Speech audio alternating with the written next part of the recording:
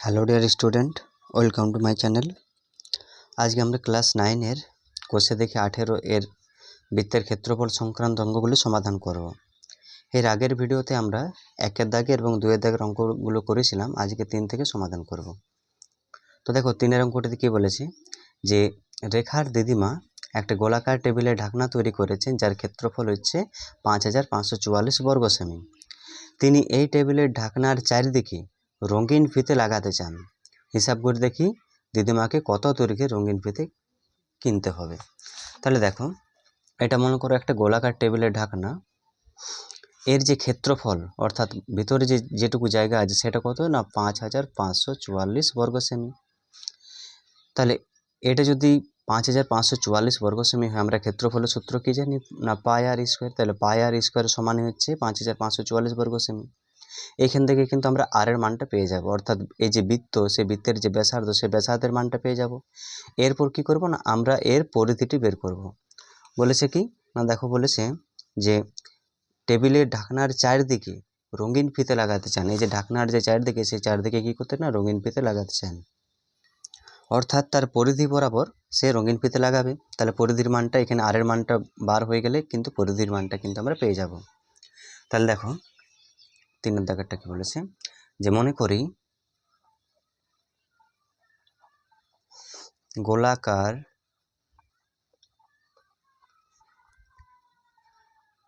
টেবিলের ঢাকনার ব্যাসার্ধ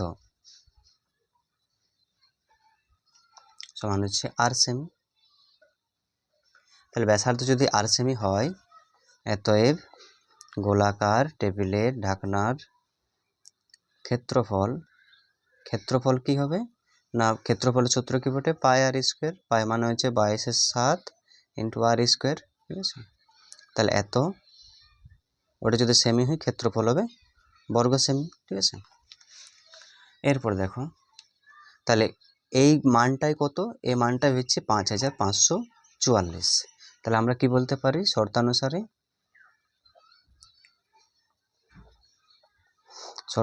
কি বলতে পারি না 22/7 ইন্টু আর স্কোয়ার সমান হয়ে গেল কত 5544। তাহলে 22/7টা তোমরা আগের ভিডিওতে দেখেছো, যদি অপার দিকে পাঠিয়ে দেওয়া হয় তাহলে চেঞ্জ হয়ে যাবে। 22/7টা হয়ে যাবে কত 7/22, বা আর স্কোয়ার সমান 5544 ইন্টু হয়ে গেল 7/22। তাহলে 22 দিয়ে যদি একে ডাইরেক্ট কাটা হয় তাহলে কত পাওয়া যাবে 252। 252 যদি 7 দিয়ে গুণ করি তাহলে 7 গুণে 14, 14 4 হাত থাকবে 1, 5 7 35, 7 এখানে 36, 36 6 হাত থাকবে 3, এটা 7 দুগুণে হয়ে গেল 14, 14 আর 3 হয়ে গেল 17। অতএব বা দিতে পারো, বা আর স্কোয়ার সমান হয়ে গেল কত 1764। অতএব আর সমান, তাহলে স্কোয়ারটা যখনই তুলে দেবো তখন কি হবে না এর মাথাতে একটা রুট চাপে যাবে। তাহলে কি হবে না 1764, তার মাথায় কিন্তু রুট। তাহলে এর যদি বর্গমূল করা হয় তার কত হবে 42।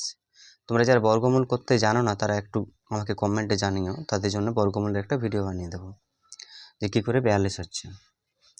তাহলে এখানে আর এর মানটা পাওয়া গেল, আর এর মানটা পাওয়া গেল কত 42। তাহলে আর যদি 42 হয়, এখানে আর যদি 42 হয় তাহলে এবারে আমরা কী করবো না এর যে পরিধি সেই পরিধিটি বের করব। তাহলে অতএব গোলাকার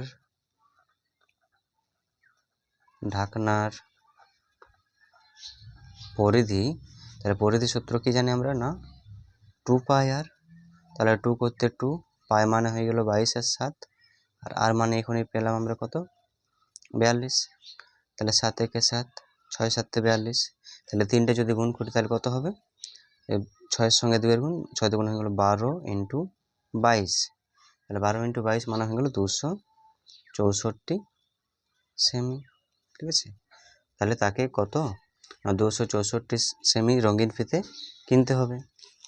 দেখো নেক্সট অঙ্ক 4-এরটা দেখো, আমাদের পাড়ার বৃত্তাকার খেলার মাঠটি বেড়া দিয়ে ঘিরতে প্রতি মিটারে 21 টাকা হিসাবে 924 টাকা খরচ হয়। তাহলে প্রতি মিটার মানে 1 মিটার। তাহলে আমাদের যে মাঠটি আছে সেটা যদি আমরা বেড়া দিয়ে ঘিরে ফেলি তাহলে 1 মিটারে 21 টাকা খরচা হয়। আর মোট খরচ হয় কত? 924 টাকা। তাহলে মাঠটি ত্রিপল দিয়ে ঢেকে দেওয়ার জন্য বলছে কত মিটার বর্গমিটার বলছে ত্রিপল কিনতে হবে। তাহলে দেখো আগে বুঝে নিই ব্যাপারটা। তাহলে এটা মনে করো আমাদের খেলার মাঠ। তো এখানে যদি আমি এক মিটার ঘিরে ফেলি তাহলে 1 মিটারের খরচা হয় কত? 1 মিটার খরচা হয় 1 মিটার যদি ঘিরে ফেলি তাহলে 1 মিটার খরচা হয় 21 টাকা। আর মোট খরচা হয় কত? 924 টাকা। ঠিক আছে, তার মানে ঘিরে ফেলবো মানে কি তার পরিধি বরাবর ঘিরে ফেলবো। তাহলে 1 মিটারের খরচা হয় 21 টাকা আর মোট খরচা হয় কত? 924 টাকা।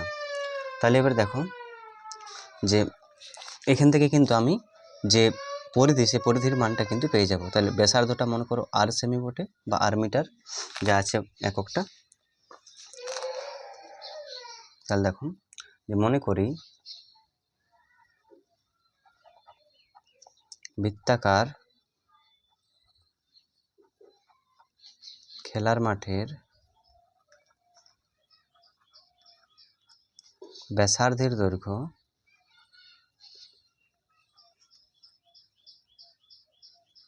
সমান হচ্ছে আর মিটার। তাহলে এই যে ব্যাসার্ধ এই ব্যাসার্ধটা আমরা আর মিটার মনে করলাম। তাহলে অতএব বৃত্তাকার খেলার মাঠের তাহলে পরিধি কত হবে? পরিধি হচ্ছে কত? 2 পাই আর। তাহলে 2 করতে 2 পাই মান হয়ে গেল 22/7 আর করতে আর। তাহলে 2 পাই আর পরিধি। আবার বলেছে দেখো যে 1 মিটারে খরচ হয় কত টাকা? 21 টাকা। প্রতি মিটার মানে 1 মিটার। অতএব 1 মিটার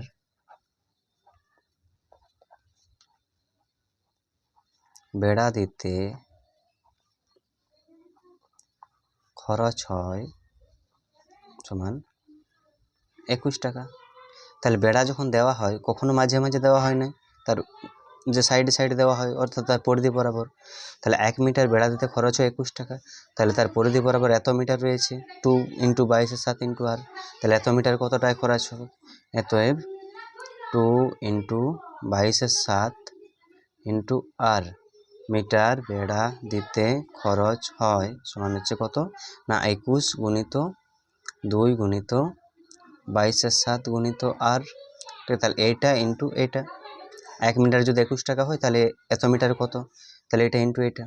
তাহলে দেখো 7 দিয়ে কাটছি, 7 × 7 3 × 7 = 21। তাহলে 3 × 2 = 6।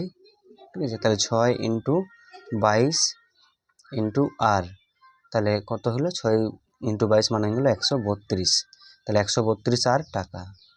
তাহলে সমগ্র মাঠটি বেড়া দিতে কত টাকা খরচা হবে? 132 আর টাকা।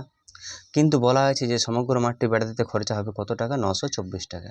তার মানে আমরা কি বলতে পারি যে 132 আর যেটা রয়েছে তার মানে হচ্ছে কত? 924।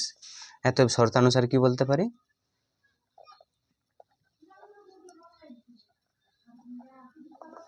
শর্তানুসারে কি বলতে পারি না 132 আর সমানই হয়ে গেল 924।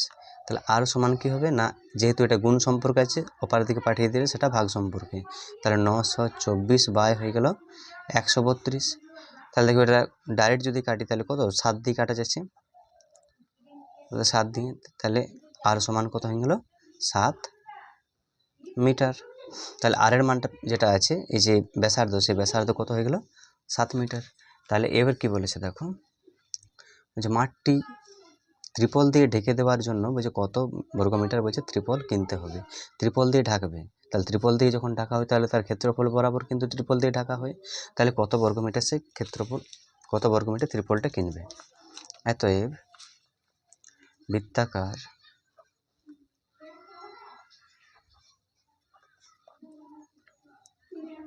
খেলার মাঠের ক্ষেত্রফল সমান হচ্ছে পাই আর স্কোয়ার। ক্ষেত্রফলের সূত্র কি না পাই আর স্কোয়ার। তাহলে পাই আচ্ছা পাই মান হয়ে গেল 22/7 আর স্কোয়ার মানে কার স্কোয়ার না 7 স্কোয়ার মানে 7 × 7। তাহলে 7 সাথে কাটা গেল। তাহলে 22কে কত দিয়ে গুণ করবো না 7 দিয়ে। তাহলে 7 22 কত হয়ে গেল? 154 বর্গমিটার। তাহলে মাঠটাকে যদি ত্রিপল দিয়ে ঢাকি দেওয়া হয় তাহলে 154 বর্গমিটার ত্রিপল লাগবে। আচ্ছা, এর পরের যে অঙ্কগুলো আছে সেগুলো আমরা নেক্সট ভিডিওতে সমাধান করব। ধন্যবাদ।